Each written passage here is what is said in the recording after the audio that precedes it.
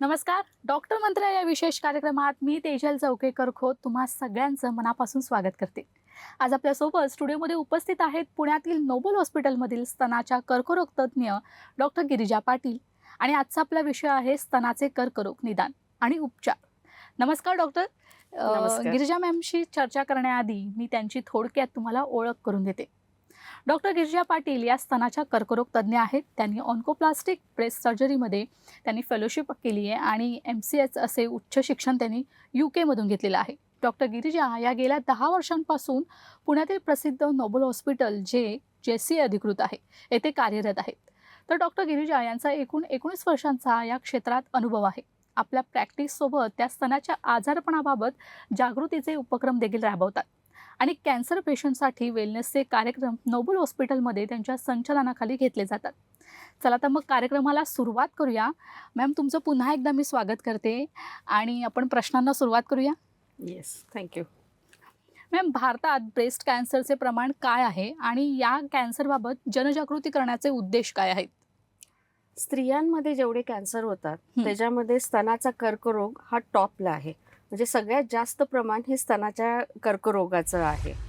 75,000 स्त्रियांना वार्षिक स्तनाचा कॅन्सर होतो आणि 40,000 स्त्रिया ह्या कॅन्सरमुळे मृत्यू पावतात. जर आपण ह्याचं कंपॅरिझन पाश्चात्य देशाशी केलं तर पाश्चात्य देशामध्ये स्तनाचा कॅन्सर होण्याचा इन्सिडन्स आपल्यापेक्षा जास्त आहे, पण स्तनाच्या कॅन्सरमधून होणारा मृत्यू आपल्यापेक्षा कमी आहे. ओके. तर पाश्चात्य देशापेक्षा आपल्याकडं प्रमाण कमी आहे, पण मृत्यूचं प्रमाण ह्या कॅन्सरमुळं जास्त आहे. ह्याचं कारण असं की कुठंतरी आपलं जनजागृती हे कमी पडत आहे. स्त्रिया ज्या आम्हाला येतात हॉस्पिटलमध्ये दाखवायला ते लेट स्टेजमध्ये येतात, स्टेज 3ला 4ला येतात, लवकर येत नाही आहेत. आणि बऱ्याच स्त्रियांना ज्यावेळेस स्तनामध्ये गाठ होते तरी पण त्यांना काय वाटतं, ते सांगत नाहीत आपल्या कुटुंबियांना. त्यांना असं वाटतं की आपल्यामुळं आपल्या कुटुंबियांची जबाबदारी किंवा फायनान्शियल सिच्युएशनमध्ये अडचण येईल म्हणून ते बऱ्याचदा अंगावर काढतात. पण आपण जर गाठ सांगितली नाही तर ती काही निघून जाणार नसते, ती वाढतच राहते आणि कधी ना कधीतरी ते बोलायला लागतंच. नक्कीच. त्यामुळं ते लेट येतात. आणि बऱ्याचशा गव्हर्नमेंटच्या स्कीम्स पण आहेत. असं नाही की ह्याचा खर्च खूप होतो. खरं पाहिलं तर जर लवकर आलं तर कमी खर्चामध्ये सर्व गोष्टी होऊ शकतात कॅन्सरच्या. उशिरा आला तर खर्च वाढतो. आणि गव्हर्नमेंटच्या स्कीम्स पण आहेत बऱ्याचशा, ज्या लोकांना माहीतच नाही, सामान्य माणसांना, की जे कमी ह्याच्यामध्ये पैशामध्ये हे कॅन्सरची ट्रीटमेंट होऊ शकते जर त्याचा फायदा घेतला तर. नक्कीच. डॉक्टर, आता तुम्ही म्हणालात की स्त्रियांना या जो आजार उद्भवतो त्या गोष्टी, तो आजार ते आपल्या नातेवाईकांमध्ये किंवा आपल्या घरच्यांना सांगायला घाबरतात. मात्र हा जो आजार आहे तो जास्तीत जास्त प्रमाणात स्त्रियांमध्येच उद्भवतो का? नाही, हा आजार पुरुषांमध्ये पण होतो, पण त्याचं प्रमाण कमी आहे. साधारण 1% प्रमाण आहे. त्यामुळं आपण त्यांच्या बाबतीत जनजागृती करत नाही अजून. नक्कीच. डॉक्टर, स्तनाच्या कर्करोगाची म्हणजे लक्षणे काय आहेत आणि चिन्ह काय आहेत? म्हणजे आत्ताच तुम्ही म्हणालात की स्त्रियांना 3ऱ्या स्टेजवर पोहोचेपर्यंत समजत नाही की आपल्याला कर्करोग झालाय, तर त्याची लक्षणं काय आहेत, ते कसं ओळखायला पाहिजे? ॲक्च्युली काय आहे, स्त्रियांना समजत नाही असं नाही. कुठलीही गोष्ट स्तनामध्ये झाली की त्यांना वाटतं आपल्याला कर्करोग झाला. मग फर्स्ट गोष्ट काय होते, ते डिनायलमध्ये जातात. ते लपवू इच्छितं की आपल्याला काही झालेलं आहे. तर कर्करोगाची कॉमनेस्ट जी लक्षणं आपण प्रॅक्टिसमध्ये बघतो ती म्हणजे स्तनामध्ये गाठ होणं किंवा निप्पलमधनं स्राव येणं किंवा स्तनामध्ये दुखणं. ह्या 3 गोष्टी आहे. दुखणं परसे हे स्तनाच्या कर्करोगामध्ये होत नाही, पण ती गाठ कुठं आहे, त्वचेजवळ आहे किंवा खूप मोठी झाली की ती दुखायला लागते. तर ह्या 3 गोष्टी हे कॉमनेस्ट आढळतात. याच्या व्यतिरिक्त जी लक्षणं आहेत ती म्हणजे स्तनाची साईज बदलणे. जर तुम्हाला कदाचित गाठ आहे हे समजत नसेल, पण स्तनाच्या साईजमध्ये फरक जाणवेल किंवा स्तनामध्ये हात वर केले की खळी पडणे किंवा स्तनाच्या त्वचेवर बदल होणे, लालसरपणा येणे किंवा संत्र्याच्या सालीसारखी त्वचा होणे, ह्या गोष्टी स्तनाच्या कर्करोगाची लक्षणं असू शकतात. नक्कीच. डॉक्टर, स्तनाच्या कर्करोगाची कारणं नक्की काय आहेत? म्हणजे कर्करोग कशा पद्धतीने हा उद्भवतोय म्हणजे स्तनाचा? सी अनुवंशिकता आणि म्हणजे जेनेटिक इनहेरिटन्स हम्म, किंवा family history, strong family history. Strong family history म्हणजे काय, की घरामध्ये जवळच्या नातेवाईकांमध्ये स्तनाचा कर्करोग असणे, ह्याला स्ट्रॉंग फॅमिली हिस्ट्री म्हणतो. ही 2 कारणं वगळली तर असं कुठलं असं ह्याच्यावर बोट ठेवून आपल्याला सांगता येत नाही की तुम्हाला स्तनाचा कर्करोग ह्या कारणास्तव झालेला आहे. पण तरीही भारतामध्ये 2 गोष्टी महत्त्वाच्या आहेत. ज्या स्त्रियांच्या स्तनाची घनता जास्त आहे, त्याला आपण डेन्सिटी म्हणतो, हा एक रिस्क फॅक्टर म्हटला जातो. दुसरी गोष्ट म्हणजे ज्या स्त्रियांमध्ये पाळी गेल्यानंतर म्हणजे पोस्ट मिनोपॉझल, पाळी संपली 50शीत किंवा 45, त्याच्यानंतर असलेला लठ्ठपणा म्हणजे ओबेसिटी. हा लठ्ठपणा जास्त कुठं, तर बेंबीच्या खालच्या भागी जो फॅट असतं त्याला आपण रिस्क फॅक्टर म्हणून मानला जातो. ह्याच्या व्यतिरिक्त दुसरे रिस्क फॅक्टर्स म्हणजे काय, की आता आपण पाश्चात्य लाईफस्टाईल अडॉप्ट करायला लागलेलो हम्म, आहोत. पूर्वी तसं नव्हतं.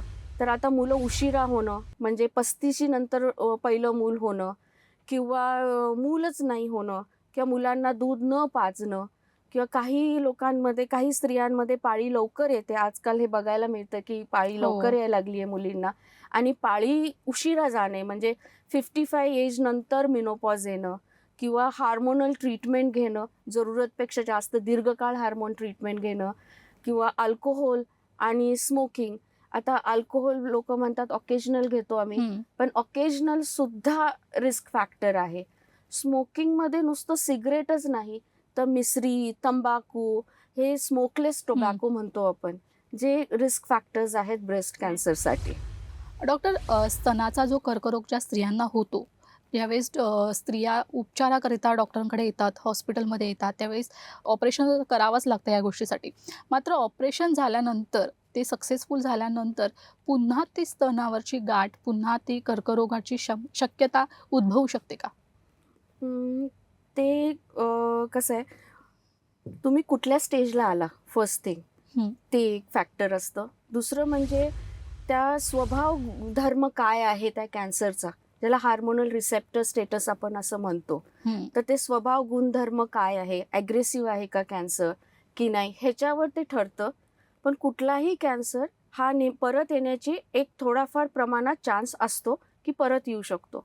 त्याच्यासाठी आपण काय करायचं असतं, तर डॉक्टरनी आपल्याला एक फॉलोअपचा प्रोटोकॉल दिलेला असतो की तुम्ही मला ऑपरेशन झाल्यानंतर पहिल्या 2 वर्षी 3-3 महिन्यांनी भेटा, नंतर 6 महिन्यांनी भेटा, नंतर वर्षाला भेटा, असा हा प्रोटोकॉल असतो. तो आपण नियमाने फॉलो केला पाहिजे. परत आपल्याला काय काळजी घ्यायला पाहिजे, हे परत उद्भवू नये, ही पण माहिती पेशंटला दिलेली जाते. आणि ती निश्चितपणे फॉलो केली तर आपण तो परत येण्याचे चान्सेस कमी करू शकतो. माझा पुढचा प्रश्न डॉक्टर असा आहे, की स्तनाच्या कर्करोगाचे निदान कसे केले जाते? ओके. जे फायनल निदान असतं हे ट्रूकट बायोप्सीनी होतं. म्हणजे आपण जी गाठ घेऊन आलेलो असतो किंवा जे काही सस्पिशियस दिसणारी गोष्ट ब्रेस्टमध्ये असते, त्याची ट्रूकट बायोप्सी होते. आता ही बायोप्सी कशी असते, तर ह्याला गन बायोप्सी म्हणतात, कोर बायोप्सी म्हणतात. ह्याला ॲडमिट व्हायला लागत नाही, तिथल्या तिथं भूल दिली जाते आणि एक थोडीशी मोठी असलेल्या निडलनी हे कोर्स घेतले जातात. पण हा तिसरा टप्पा आहे. ॲक्च्युली ज्यावेळेस पेशंट येतो आपल्याकडं ब्रेस्टचं आजारपण घेऊन, त्यावेळेस पहिलं आपण त्यांची हिस्ट्री आणि एक्झामिनेशन घेतो. म्हणजे पहिली माहिती घेतो, मग क्लिनिकली तपासणी करतो आपण. हा पहिला खांब आहे. मग पेशंटचं वय बघून, पेशंटनी सांगितलेली हिस्ट्री बघून आपण त्यांना पुढच्या तपासण्या सांगतो. 40च्या वर असेल तर आपण मॅमोग्राफी सांगतो, 40च्या कमी असेल पेशंट तर सोनोग्राफी सांगतो, फॅमिली हिस्ट्री असेल तर MRI सांगतो. आणि ह्याच्यामध्ये ज्यावेळेस आपल्याला अशी काही गोष्ट सस्पिशियस वाटते की ही कॅन्सर असण्याची शक्यता वाटते, त्यावेळेस आपण बायोप्सीकडं वळतो. आणि बायोप्सी हा फायनल डायग्नोस्टिक टेस्ट आहे की जे आपण हा टिश्यू घेतला त्या ह्याच्यातून आणि आपण मायक्रोस्कोपिक मध्ये बघितला आणि समजलं आपल्याला की ह्याच्यामध्ये खरोखर कर्करोग आहे. सो हे असे 3 महत्त्वाचे खांब आहेत डायग्नोसिसचे ब्रेस्ट कॅन्सरचे. नक्कीच. डॉक्टर, ब्रेस्ट कॅन्सर स्क्रीनिंग आणि उपचाराबद्दल आम्हाला थोडी काही माहिती सांगा. मी स्क्रीनिंगचं नंतर सांगते, पहिलं मी उपचाराचं सांगते कारण की आपण त्या फ्लोमध्ये आहोत. आता तुम्हाला डायग्नोसिस मिळाला की हे कॅन्सर आहे. बरेच लोकांना काय वाटतं की बापरे, मला आता कॅन्सर झाला, डॉक्टर उद्याच्या उद्या माझी सर्जरी करा आणि हे काढून टाका. हे असं नसतं. हं. आपण ज्यावेळेस युद्धाला जातो तर पहिली गोष्ट काय करतो, समजा आपल्यावर कोणीतरी अटॅक केला, तर पहिलं आपण शत्रूची स्ट्रेंथ समजून घेतो, शत्रूला समजून घेतो आणि मग स्ट्रॅटेजाइज करतो, प्लॅन करतो आणि अटॅक करतो. ज्यावेळेस असं करतो आपण त्यावेळेस आपण यशस्वी होण्याचे चान्सेस खूप जास्त असतात. हं. त्यामुळं घाई न करता पुढच्या स्टेजिंगच्या तपासण्या आणि हार्मोनल रिसेप्टर्स करणं हे अत्यंत गरजेचं आहे, कारण की त्याच्यावर आपण ट्रीटमेंट डिसाईड करणार असतो की तुमच्यामध्ये योग्य ट्रीटमेंट काय आहे. तर पहिलं हे झाल्यानंतर, डायग्नोसिस झाल्यानंतर आपण त्याचा स्वभाव धर्म जाणण्यासाठी, कॅन्सर कसा आहे, ॲग्रेसिव्ह आहे, माइल्ड आहे, ह्याच्यासाठी आपण हार्मोन रिसेप्टर्स स्टेटस करतो. त्याचं स्टेजिंग काय आहे, कुठल्या स्टेजला आहोत आपण, हे बघण्यासाठी आपण साध्या सिंपल तपासण्या, CT स्कॅन, चेस्टचा, छातीचा, पोटाचा पासून ते पेट स्कॅनपर्यंत अशा वेगवेगळ्या तपासण्या ते करून घेतो. ह्याच्यामध्ये थोडा साधारण एक 10 दिवसाचा वेळ जातो, पण हा वेळ खूप महत्त्वाचा आहे. ही सगळी माहिती आल्यानंतर आपण पेशंटचे पॅरामीटर्स आणि प्रोटोकॉल, आता हे पूर्वीसारखं असं नाही राहिलं की बाबा माझ्या प्रॅक्टिसमध्ये मला माझ्या एक्सपिरियन्सनुसार मला काय वाटतं आणि मी तुम्हाला ट्रीटमेंट द्यायची, असं नाही आहे. आता सायन्स काय म्हणतं, रिसर्च काय म्हणतं, हं. प्रोटोकॉल काय म्हणतात, आपण NCCN गाईडलाईन्स फॉलो करतो कॅन्सरच्या हं. ट्रीटमेंटमध्ये. त्याच्या प्रॉपर प्रोटोकॉल्स आणि गाईडलाईन्स आहेत आणि हं. आपल्याला जर तसेच रिझल्ट्स हवे असतील तर गाईडलाईन्स फॉलो करणं अत्यंत गरजेचं आहे, कारण की भरपूर रिसर्च करून ठरलेल्या गायडन्सेस आहेत. तर समजा तुमचा कॅन्सर ॲग्रेसिव्ह आहे, त्याला आपण ट्रिपल निगेटिव्ह कॅन्सर नावाचा एक प्रकार असतो, हं. ब्रेस्ट कॅन्सर, एक HER2 पॉझिटिव्ह नावाचा ब्रेस्ट कॅन्सर असतो. हे ॲग्रेसिव्ह कॅन्सर्स आहेत. ह्यांना काय करतो आपण, ऑपरेशनच्या अगोदर पूर्ण किमो देतो. हं. किमो देऊन आपण किमोचा कॅन्सरवर होणारा इफेक्ट बघतो. हं. म्हणजे तो कॅन्सर शरीरात आहे तेव्हा आपल्याला समजतं की कसा रिस्पॉन्ड करत आहे, कारण की तो अग्रेसिव्ह आहे. तर ह्यांना आपण पहिली हे देतो. आणि जो कमी अग्रेसिव्ह हं, असतो किंवा खूप लवकर स्टेजला आलेले असतात पेशंट्स, त्यांना आपण काय करतो, पहिली सर्जरी करतो आणि मग किमोचं ठरवतो. दुसरा एक भाग आता नवीन झालेला आहे ट्रीटमेंटमध्ये, की आपण पूर्ण स्तन काढत नाही आता. हं. पूर्वी कसं होतं, ब्रेस्ट कॅन्सर म्हटलं की पूर्ण स्तन काढा. तर आता असं नाही आहे. तुम्ही जर अर्ली स्टेजमध्ये आला असाल तर तुम्हाला ब्रेस्ट वाचवता येतं. हं. आणि नुसतं ब्रेस्ट वाचवणं असं नाही की तेवढी गाठ काढली आणि वेडं वाकडं स्तन तुम्हाला पाठीमागं सोडून दिलेलं आहे, असं नाही. तर आपण त्याला ऑन्कोप्लास्टी करतो. म्हणजे साधारण एक कॉस्मेटिक किंवा म्हणायचं स्तनाचा जो शेप आहे तो हं. तुमचा पूर्वज जसा होता, की तुम्ही ज्यावेळेस आरशात बघाल त्यावेळेस तुम्हाला असं वाटलं पाहिजे की ओके, माझं स्तन जसं होतं तसंच दिसत आहे, कदाचित थोड्याफार फरकामध्ये, पण बऱ्यापैकी तसंच दिसत आहे.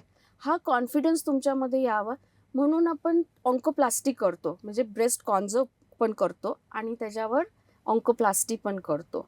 हे मात्र ह्याच्यासाठी तुम्ही लवकर यायला पाहिजे, अर्ली डायग्नोसिस झाला पाहिजे, हे करता येतं. आणि समजा तुम्ही उशिरा आला समजा आणि किंवा अनुवंशिकता आहे, उशिरा आलेला आहे, ब्रेस्ट कमी आहे, ट्यूमर मोठा आहे आणि मॅस्टेक्टमी करायलाच लागली, स्तन गमवायला लागली, तर स्तनाचं पुनर्रोपण ज्याला म्हणतो आपण, तसंही करता येतो.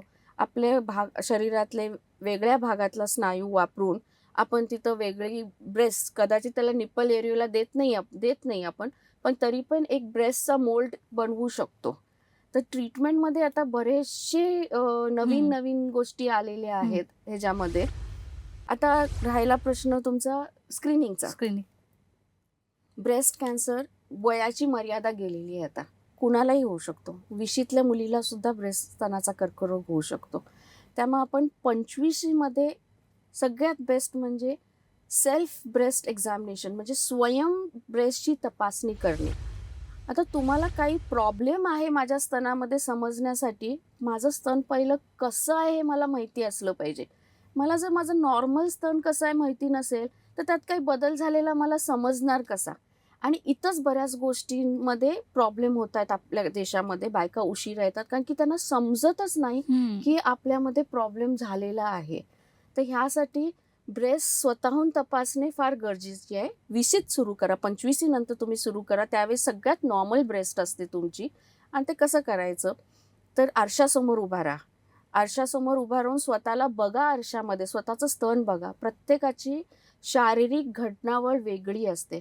कुणाचं उजवं स्तन थोडं मोठं असेल किंवा डावं मोठं असेल, निप्पल एरियाला वेगळ्या पोझिशनमध्ये असू शकेल. तर हे स्वतः आपण बघा की आपलं स्तन कसं दिसतं, ह्याला टू लुक म्हणायचं. आणि नंतर टू फील म्हणजे काय, तर झोपा बेडवर आणि आपल्या उजव्या हाताने फ्लॅट हाताने डाव्या स्तनाला तपासा आणि डाव्या हाताने उजव्या स्तनाला तपासा. ज्या वेळेस आपण असं स्तन पकडतो त्यावेळेस आपल्याला वाटतं ही गाठच आहे. असं कधीच नाही पकडायचं. फ्लॅट ज्यावेळेस झोपतो त्यावेळेस स्तन चांगल्यापैकी छातीवर पसरतं आणि हलक्या हाताने सगळ्या बाजूनी स्तनाच्या तपासून बघा. निप्पलला थोडंसं प्रेस करा, जास्त नका प्रेस करू, आणि त्यातून काही स्त्राव येतो का बघा.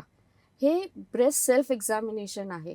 हे तुम्ही नीट समजून घेतलं, तुम्हाला समजायला लागलं की हे माझं स्तन असं आहे, माझं नॉर्मल हे असं आहे. प्रत्येकाचं नॉर्मल हे वेगळं असतं. हे समजलं की तुम्हाला थोडंफार जरी त्यात काही बदल वाटला, चेंज वाटला, तर तुम्ही डॉक्टरला कन्सल्ट करा. दिस इज ब्रेस्ट सेल्फ एक्झामिनेशन. हे महिन्यातून एकदा करायचं. पाळीच्या ड्युरेशनमध्ये किंवा पाळीच्या अगोदर करायचं नाही, कारण की त्यावेळेस ब्रेस्टला थोडंफार पेनफुल असते ब्रेस्ट आणि एनिवे एंगॉज्ड असते.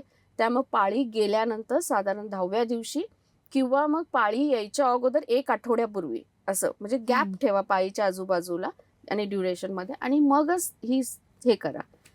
नंतर आहे 40शी क्रॉस व्हायला लागली की मॅमोग्राफी करून घ्या. X ray mammography very important screening tool जर 40शीच्या पुढच्या महिलांसाठी. आता तुमच्या घरामध्ये जर खूप स्ट्रॉंग फॅमिली हिस्ट्री आहे आणि अनुवंशिकता आहे, तर त्याच्यासाठी स्क्रीनिंग हा MRI असतो. आपण सोनोग्राफी करून सुद्धा बघू शकतो, पण MRI हा स्टँडर्ड स्क्रीनिंग टूल आहे. जर तुम्हाच्या घरामध्ये स्ट्रॉंग फॅमिली हिस्ट्री आहे किंवा तुम्हाला जेनेटिक इनहेरिटन्स आहे. ब्रेस्ट कॅन्सरबद्दल म्हणजे स्तनाच्या कर्करोगाबद्दल तुम्ही इतकी सगळी माहिती तर दिलीच, मात्र जर स्तनाचा कर्करोग जर टाळायचा असेल तर काय करायचं? टाळणं थोडं अवघड आहे, कारण की आपण प्रेडिक्ट करू शकत नाही पहिली गोष्ट. पण आपण आपली रिस्क कमी करू शकतो.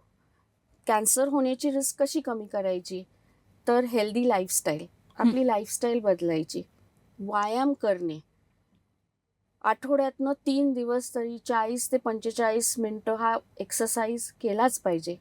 आपलं वजन नियंत्रित ठेवणे, म्हणजे खास करून ज्यांची पाळी संपलेली आहे त्या स्त्रियांनी लठ्ठपणा कमी करणे, योगा करणे, आपले स्ट्रेस लेवल्स कमी ठेवणे. स्ट्रेस हा खूप मोठा काय म्हणतात ना, त्याला आपण महत्त्वच दिलेलं नाही बेसिकली, पण हा खूप मोठा फॅक्टर आहे की सगळ्याच आजारपणामध्ये तो त्याचा कॉन्ट्रीब्युशन आहे.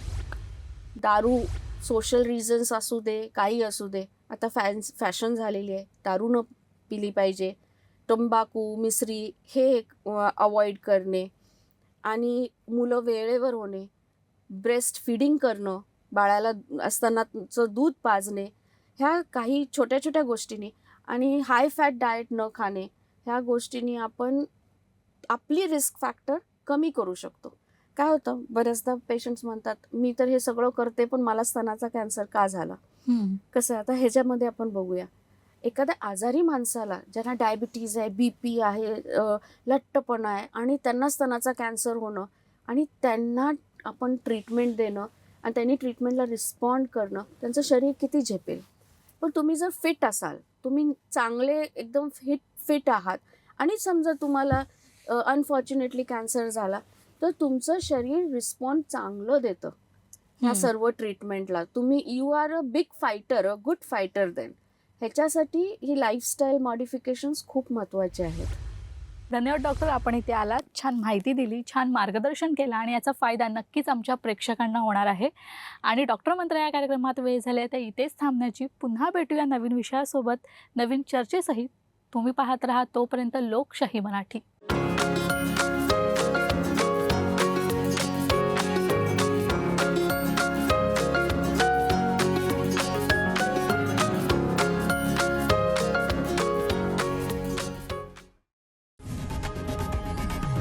लोकशाही मराठी ऐका, पहा, जागरूक रहा.